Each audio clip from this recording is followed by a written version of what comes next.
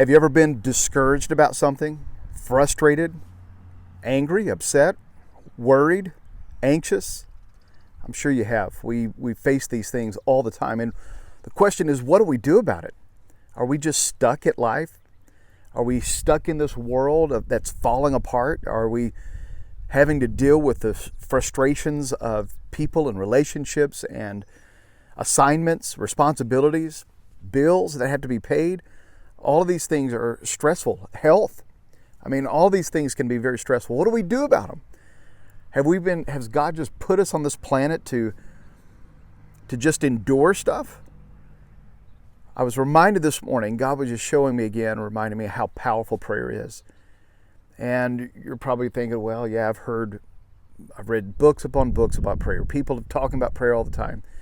But think about it. If we complain more than we pray, then we're not people of prayer. If we post more than we pray about our frustrations, about criticisms, about people, our opinions, more than we're praying about, if we say that we're really concerned about people, but yet we talk about them more than we're praying about them, we're not concerned. We're not people of prayer. If we worry and complain, spending hours upon hours of worrying and complaining, and yet we don't put any hours in prayer, we're not people of prayer. We have this incredible benefit and we're not using it. And so God was reminding me this morning of how powerful prayer is. Miles Monroe said, the most awesome power every human being possesses is the power to influence the earth from heaven through prayer. James talks about this, and he uses four people from the Old Testament about how powerful faith and how powerful prayer is.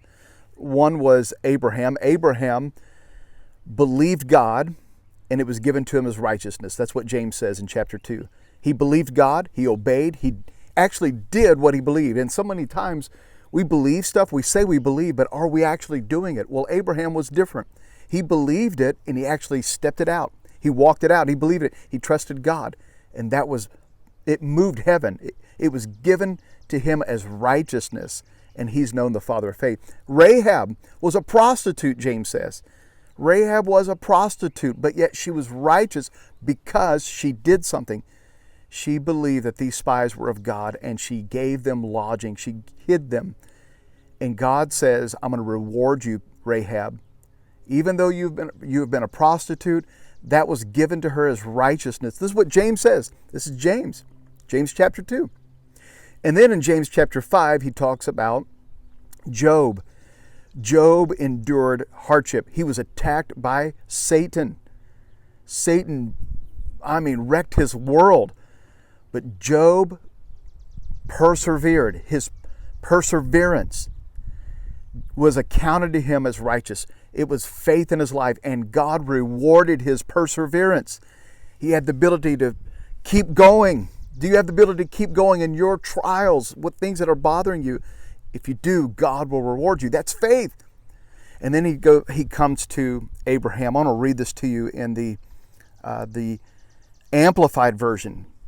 We miss this sometimes. Look at this. Elijah, this is the fourth New Testament person in the Bible that James is referencing to. Elijah was a man with a nature like ours, with same physical, mental, and spiritual limitations and shortcomings. I can sign up for every one of those. I have limitations in my physical body.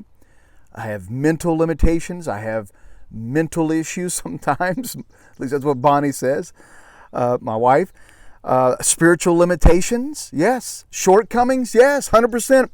But yet he prayed earnestly and intensely for it not to rain, and it did not rain on the earth for 3 and 6 months. And then he prayed that it would rain, and then it rained. What is James telling us? He's telling us there's power in prayer. Listen, there is no excuse for maybe our shortcomings or what we're going through. I'm encouraging us to continue to pray, to believe God. I don't know what's going on in your life, in your world, but if you pray, God has promised you and has given you incredible access to Him and all of His power.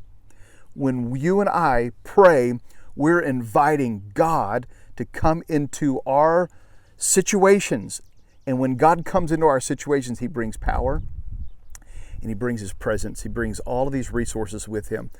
I don't know what God, what did Jesus say? Jesus said, Our Father who art in heaven, hallowed be thy name. Thy kingdom come, thy will be done on earth as it is in heaven. That is the way that Jesus told us to pray. Is He saying to us, there are some things that God will not do in the world around us until men and women begin to pray. There's power in prayer, guys. Don't let the enemy discourage us. Don't let the world, what's going on around the world, don't let the poor modeling of Christians around us that are posting things and criticizing about things, and they're not praying at all. Don't let that poor model infect us and keep us from being people who will model prayer. I'm telling you, we're going to pray more than we pout. We're going to pray and praise more than we ponder on negative things, more than we just look at the world and say it's crazy. And we give up. No, we're going to pray and we're going to ask God to use us and use our prayers, inviting His power, His presence to come into our world and let us see God do incredible things in our life because we are people of prayer. We're people of prayer.